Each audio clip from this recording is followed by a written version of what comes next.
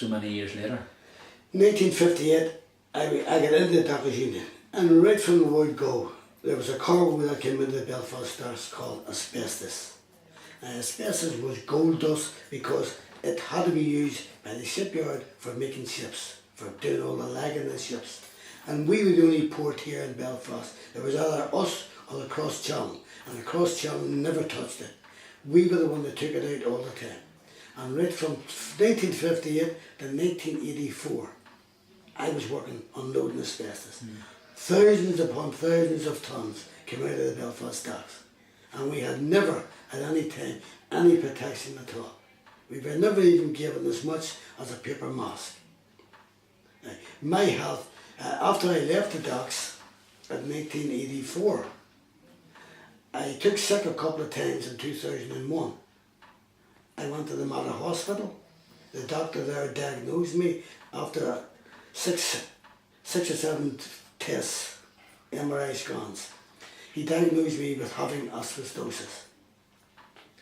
I asked him what was that. I didn't even know.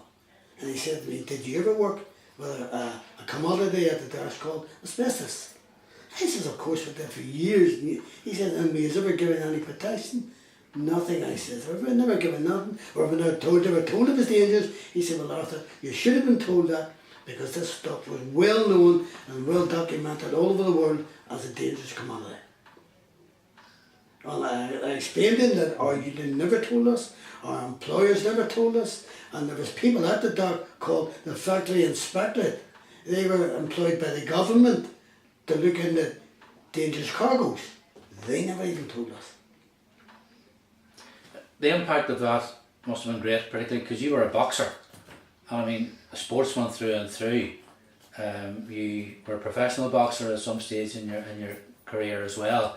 I mean, it must have been a devastating blow to find out that you were suffering from the like of asbestosis. Well, I walked into the hospital that morning in 2001 expecting the doctor to tell me about cramps or pains in my stomach or such and such, but I walked out after about 6 hours in hospital. I went home. I couldn't believe what the doctor told me. His exact words to me was, Arthur, there's nothing we can do for you. Nothing at all? Nothing at all we can do for you, only help you along the way. I couldn't believe what I was hearing. Like after all, I was fit all my life, never drank, never smoked. As you said, I was a professional, amateur, unprofessional, all told about 254 fights. And they were told that there's nothing you can do. Just go home and prepare yourself, he says.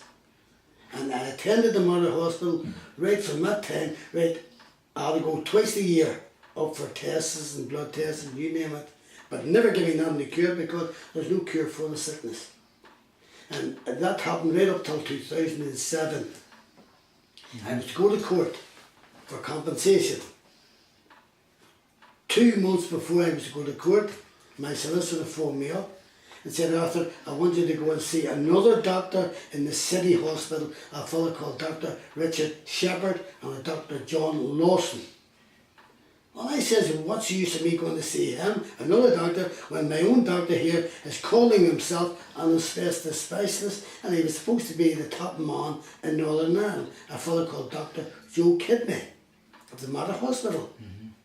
And I argued my point against it because I thought it was stupid me going to see another doctor when I'm already attending one for near 7 years. But I went over to see this man in the city hospital. About 4:30 at night it was. And I made my way over. He came into the office to see me. He said, hello. I said, Mr. Offery, you see Dr. Shepherd? He says, I'm Dr. Shepherd. I thought this man was a drunkard. He looked very shabbily dressed, clothed. So he took me into his wee office. On the desk of the office was a big pile of papers. I noticed straight away my name was on top of it, and the Aintree Hospital, and Dr. Joe Kidney's name was all on them. So therefore I put 2 and 2 together. That was the files from the Aintree Hospital. And I told the doctor, I said, Doctor, I'm sent over here by my solicitor, Michael Hollywood of the Antidote, to have a full independent examination and an MRI scan. he just shook his head at me and said, no, you'll not be getting any of them. I can look at your file. I'll know what's wrong with you from these files. So he was going to look at me without even examining me, taking the word of another doctor. So I said no more, and I sat there for about 10, 15 minutes, watched him go through the files. He never spoke to me at all. I said, Doctor, well, this is a waste of time, waste of my time and a waste of your time. By the way, you'll be getting paid about £500 to £600 for seeing me.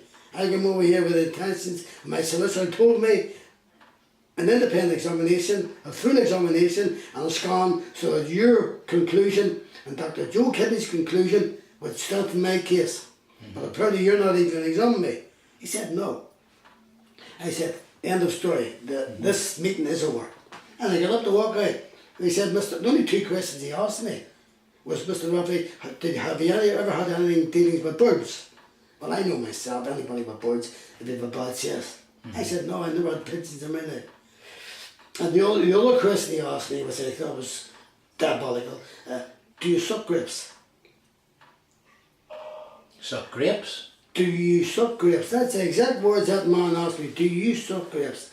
I looked at him, I was disgusted with him for me sitting there now almost 15, 20 minutes maybe. And there was a window behind him. And I said to myself, if I don't take myself out, he's going through that window. Because I was really disgusted. And I walked out and left him. And I phoned Michael Hollywood the next morning. He's my solicitor from the Antrim Road. I said, Michael, you sent me over there on a wild goose chase. This fella didn't even examine me, done absolutely nothing to me. Yet you're paying him money for that. 2 months later, I was to go to court. And another thing, the strange thing that happened between this court case, I got in contact with the Lord Chief Justice, Sir Brian Kerr, about my case because it was still on too long. It's almost 7 years. And all the people I've been speaking to in the shipyard were settled in 2 years. The Lord Chief Justice said to me, Arthur, you were there 10 court on 3 different occasions and you never appeared. And I said, excuse me, I was talking face to face with this man, a gentleman. Yeah. I said, Your Honour, I was never informed at any time to appear in court. He said, you mean your solicitor never got in contact with you? I said, spot on. He said, well now your next case, I said, I know of a case coming here on June the 13th, 2007. He said, yes. I said, well I'll be there. And I was there, and that morning I raised early. I was eager to get into court to talk to these people. I sat on the outside of the court. The court wasn't, my case wasn't until 9:30. I got there at 9:15. Sitting there at 9 o'clock, Michael Hollywood with 2 barristers walked in. And when he seen me, the man, the blood drained from the man. And his first question he asked me was, what are you doing here?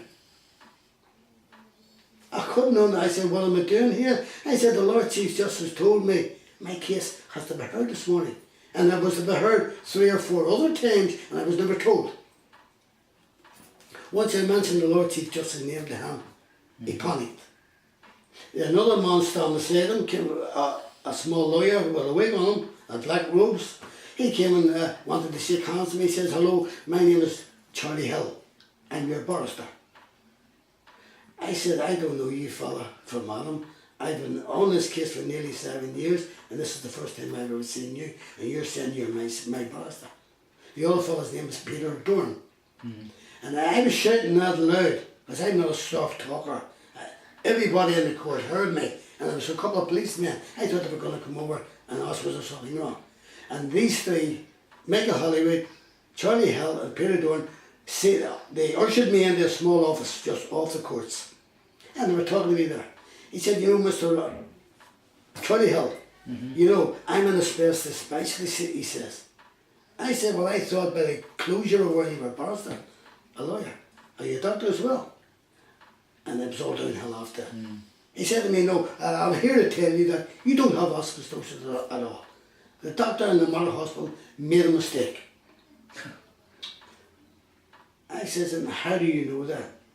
I said, where's the confidentiality act between me and my doctor? Surely I should have been the first to be told that. And I said, well, it doesn't matter who tells you that you have no case anyway and that we're here to tell you. I said, you're here to tell me. I said, I didn't get a letter from my solicitor. I wouldn't have been here. How would I have known? And I looked at him, and I looked at Michael Hollywood. If Michael Hollywood could have got out without opening the door, he through the wall. He turned a caliber corpse.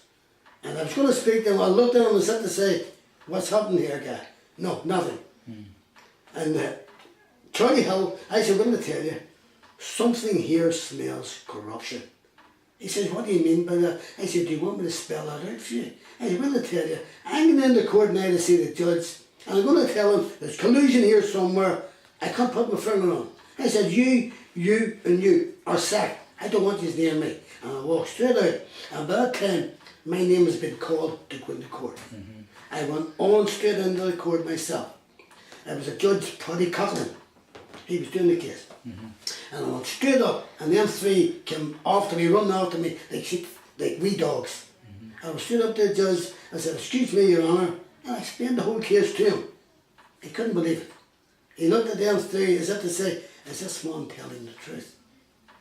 And he said to me, "Arthur, well, all I can do is put your case in abeyance until you get a proper diagnosis." So I said, "Your Honour, that'll do me fine." And them three was going to walk out again. And I said, "Excuse me, Your Honour, they're all my files these people have." And he called them back. And they came back like three wee sheepdogs. And he took the files off them and gave them to me. And I took them home. And I took them home out of court after sacking them three. And you're still battling today, 2011? 2007, I went straight up to Joe Kidney, out of the Mother Hospital. I went straight to him. The only other time you can't see Joe Kidney, you have to make an appointment. I give him a title. The secretary took my message, she relayed it to him straight up. And I spent 3 hours with him in the Mother Hospital. He said, "Arthur, the report he got from Shepherd says I have no asbestosis at all." I said, "Well, Joe, can you tell me how this man can diagnose me without putting a hand on me?" "It's impossible," I said. So because of his report, Dr. Joe Kidney had a go along with them because they all work for the same trust. And I had to go to my Nigel Dawes, my MP, and from that time right up till 2009, that's 2 years, we had to fight them to be sent to England to see a specialist in England. And they paid my fare and all the world. I went over to see the specialist in England. Within the space of about 2 hours, I got diagnosed with asbestosis.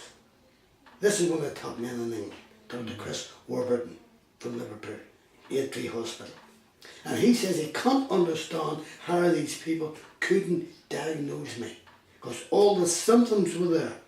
And working 27 odd years with asbestos, it's straightforward, he says.